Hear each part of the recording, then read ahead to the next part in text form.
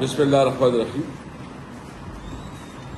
آج بہت بڑا جلسہ ہو رہا ہے جس کا بنیادی مقصد جو ہے نا عمران خان کی رہائی، امن و امان کی بحالی اور بدترین مہنگائی کے خلاف آواز اٹھانا ہے۔ میرے پاکستانیوں بہن بھائیوں، آپ نے نکل رہا ہے۔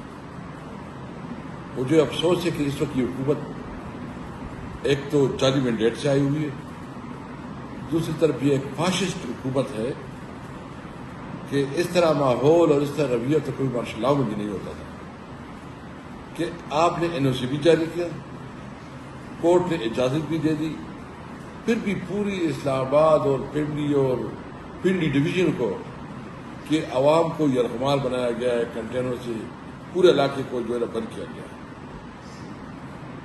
یہ خود بدترین قانون کی خلاف ورزی کر رہے ہیں۔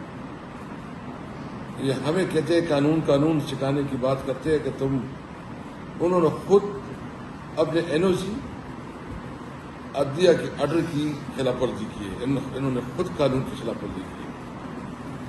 میں خاص کر اسلام آباد پنڈی ڈویژن کی عوام سے امید رکھتا ہوں کہ آپ نکلیں گے، کیونکہ انہوں نے ہوٹل بند کر دیے، انہوں نے موٹر سائیکلوں کو بند کیا، لیکن آپ پہنچیں گے، جب جذبہ ہوگا، ہمت ہوگی، پہنچیں گے اور ایک تاریخی جلسہ ہوگا۔